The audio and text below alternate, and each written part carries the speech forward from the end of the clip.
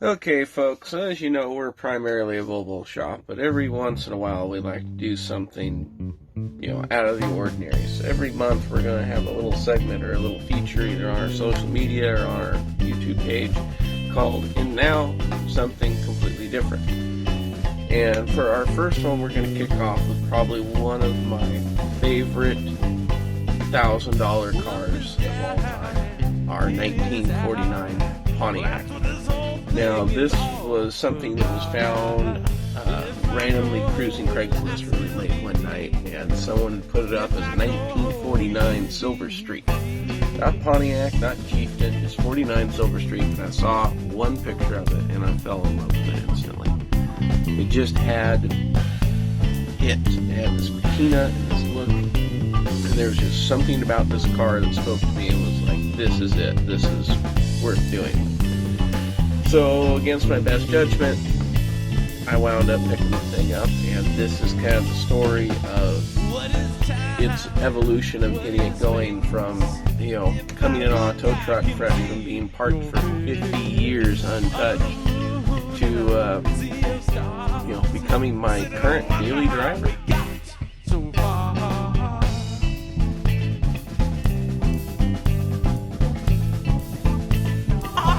Find it.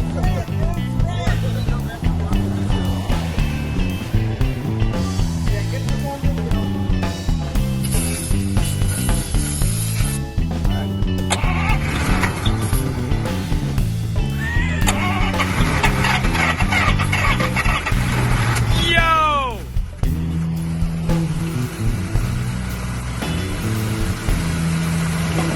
Yeah, baby!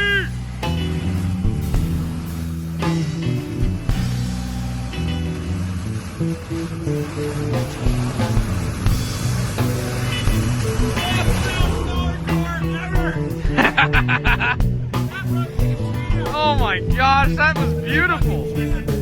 Okay, so the story goes with this car, what we were able to trace back, the previous owner had purchased the car in 1969, early 1969, from a neighbor for $350.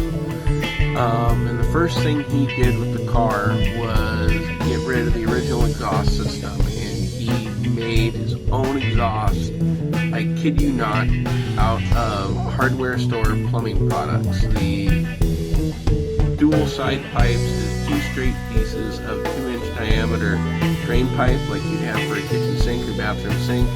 The expansion chamber, resonator, muffler sort of thing that he built is a piece about 14 inches long, a Schedule 40 sewer pipe with two pieces of 1/4-inch flat plate, stick welded to the ends of it with holes cut in it with a cutting torch. They slid the pipe in and then stick welded those into it, and he did everything with no bends. He angle cut everything and welded it and put it together, and the thing sounds actually really good, and it's still on the car right now.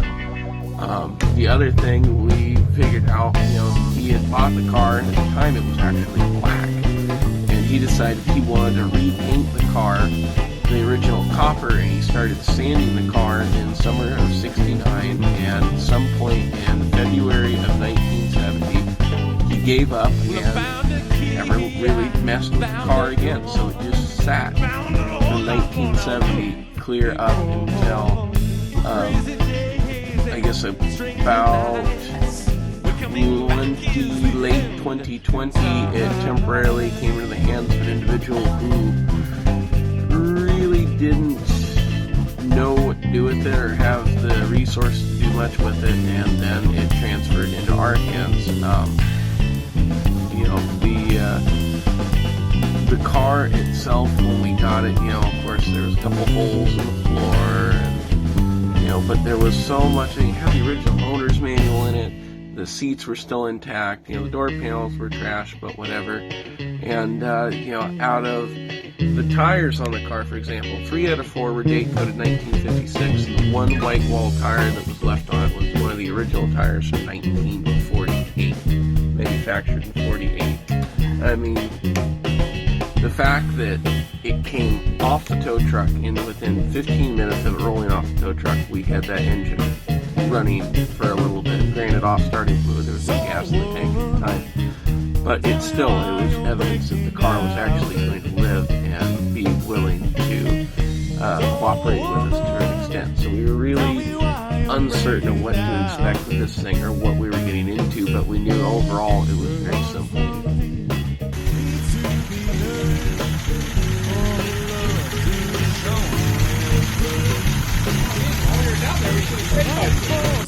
Now, we went to make the car drivable. We ran into one major hurdle, really only one, and that was getting the transmission to come back to life. When we pulled the pan off, it literally looked like slightly warmed over brownie batter out of the transmission. I mean, the whole pan just had this mud. It was just disgusting. It smelled horrible. And you got to keep in mind that when this car was last on the road, Dextron Mercon transmission fluid didn't exist. And this was the world's first automatic transmission, a hydromatic transmission. Pretty cool. So we had a long bout after we got the car to run for a while in gas, flushing that thing. But the first real drive of this car was air in the back of the neck standing.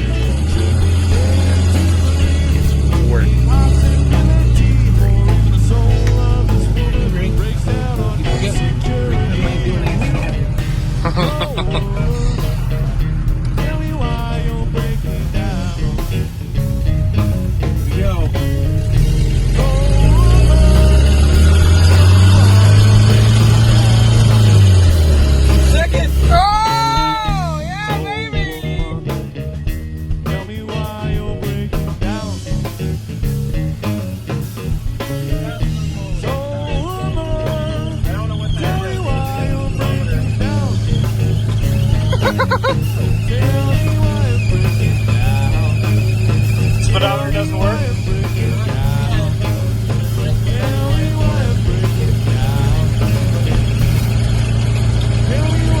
Oh my God!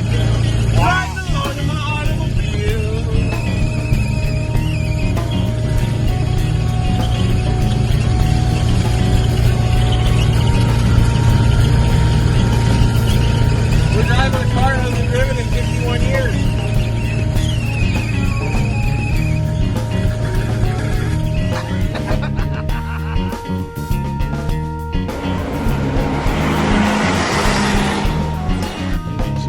This thing functional, or at least to a point where it moves under its own power, which is very important to us given how heavy this thing was. And we started fixing things, and it's like the car also started fixing itself. All of a sudden, the hood ornaments lighting up, and we're getting the brakes working, the dash lights are working, the clock's working, the radio's working. We're finding new old stock parts like the thermostat. We found a new old stock in the box temperature gauge for the thing. We found random the No-Mar door guard to replace the really rusty ones on it, but I still have to put it on it. And then, you know, big stuff starts coming in, like we finally got a set of Coker Class white walls for it.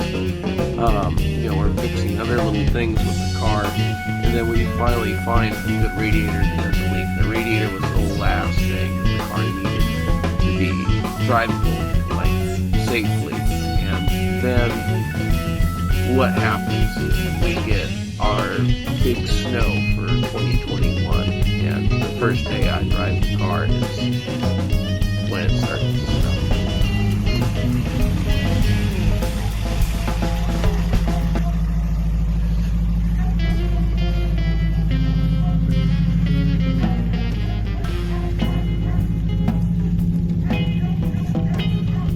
Whoop! Whoop, whoop, whoop, whoop, whoop, whoop.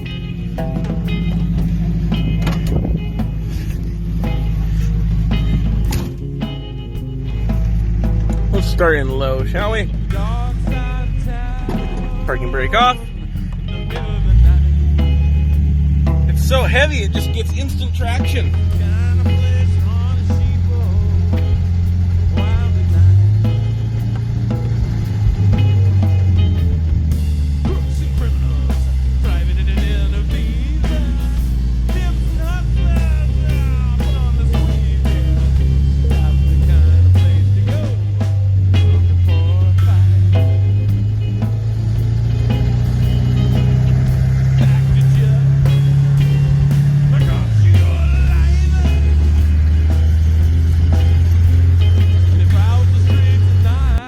now things start to get serious. Now I have driven this car home. I've left my daily at the shop. I'm going to count on this as my daily driver and begin to do the little things. We took the seats out one day and rust coated and sealed and painted the floors. I got some blankets and covered the front seats. I got some new tail lights for it, new old stock, and the car begins to take on its identity. It's cool. It's got the white walls. It works. It's functional. It's drivable. It's reliable. I can go out there with frost on the windows in the morning and fire it up, and it fires right up and it warms up, and then I begin to start driving this thing daily and making some metal noise. Now, a few key things when you're driving a car like this and you're going to expect to attempt to do what I do, which some people think I'm absolutely crazy. When dailying a car of this age, number one, you become more accustomed to just enjoying the drive. You know, I don't care how long it takes me to get somewhere. And it's not that the car is necessarily slow. It kind of is. I mean, when these were new, they only had 104 to 108 horsepower. So, you know, they're not gonna be beating the dude in his Camaro on 22s down the highway with his Magnaflows on it. But the style points, you know. An automobile was built to be driven. It was built with a purpose. When it sits in the garage or in the driveway or under a tarp in your backyard, it defeats that purpose and it begins to unravel. It begins to fall apart. Now, in this particular car's case, this car is sat in a guy's yard for 50 years, pretty much untouched. Apparently his son did a few goofy little things to it, like paint some parts of the emblems and in the hubcaps, which is kind of annoying personally. But it pretty much just sat. And considering it sat that long, and we were able to fire this thing up day one and have it actually run and stay running is pretty impressive. Now, when daily driving a car like this, or any old car, I mean, this is daily driving a car from the 40s, there's certain things that, of course, are going to be made really different. The braking is going to be way different. Now, if I need this car to stop like one of my modern cars that I drive, keep in mind my modern cars are still from the 80s at most. You know, that's modern to me. You know, it doesn't have power brakes. You got four-wheel drums. You got to get in there and adjust them every once in a while. You know, if I need this car to stop like a modern car, I can make it stop like a modern car. But I still try to allow more following distance and such just to make sure I got plenty of room, because it is only a single pot brake master. So if one brake fails, everything fails. Now, I made sure that I have a good functioning parking brake and emergency brake on this, and believe it or not, all I had to do was spray some PD blaster down the lines and move it around a little bit, and the thing's worked great. And when I first drove the car, when I first was running it up down the road just to kind of make it go through the gears and function, I actually didn't have any working hydraulic brakes. I used the parking brake. Some might frown upon that, but I trust in my abilities. I've been driving shit boxes since I was old enough to reach the pedals. So, to me, it's nothing. It's just, you know, another little nuance to making a vehicle operate. So, of course, I fixed the hydraulic brakes before I started daily driving it and putting it in traffic and putting it in situations where, you know, I might kill somebody in a Prius if I T-bone it, you know. Overall, though, it really, I drive it just like a modern car. You know, it doesn't have power brakes, it doesn't have power steering. You're not going to have cruise control, you know. And I've driven this in freezing weather conditions. I've driven it in the snow. It always started right up for me. It always got to where I needed to go. I mean, sometimes even better than some of my other cars. I mean, I'm a guy who started on air-cooled Volkswagens. I got my first one when I was 11 years old. But I've had old Cadillacs, old Nash, old Rambler, old Chryslers. I had a Plymouth Barracuda. I had a 66 Dodge D100. You know, several old Chevys. You know, miscellaneous mismatch of various automobiles because I love cars. I love the experience of them. I love driving. There's just something about them. It's in my blood. It's in my veins. It's just there. And with something like this, it just feels amazing to go down the road, drive this thing, and watch how people react. I get people pulling up alongside me in traffic and honking and waving, giving me the thumbs up. I get a lot of people in traffic, kind of stop and stare. But cars like this, old cars in general, especially something like this, how many 49 Pontiacs have you seen in the last month or the last year? Probably not very many. Some folks are lucky enough to be around old cars all the time. But this is a car that it has a persona. It has its own way about it, and people deserve to see that. It deserves to be driven. It deserves to be on the road. Watching little kids see it and smile or their jaws open and put in drive. Okay, you ready? We're going straight. 5, 4, 3, 2, 1.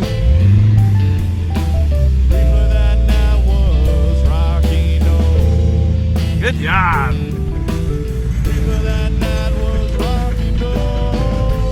And okay, start turning. You got it. You got it. Keep turning. Keep turning. Keep turning. Keep turning. More turn. More turn. Ah!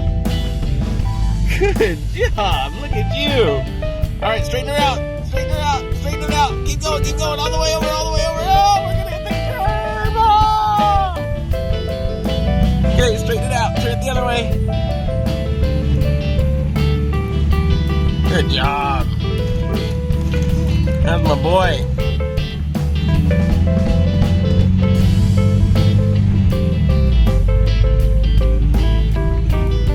Swing wide. No. Ah, you're gonna run us into the curb. First official road trip in the Pontiac. Tell the people about it, Zellen. What's out there? Is that a river? Yeah. Is it a big river? Yeah. Is it a beautiful day? Yeah. Do we love driving this car? Yeah.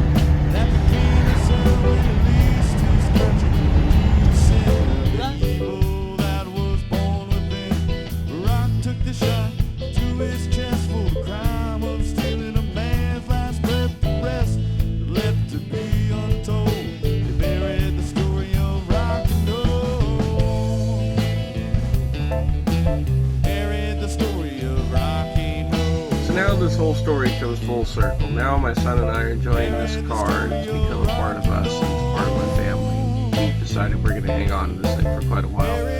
And I start looking up some cool little things to have in the car, and I start finding these old postcards. And the strange thing is they say Haas Brothers Pontiac. Well, my last name is Haas. And so I put in a phone call through, the family, and come to find out that, yeah, in fact, my grandfather's side of the family came from Ohio, and this would be technically a great uncle or a relative of my family who had this dealership back in the 40s and 50s in Jackson Center, Ohio.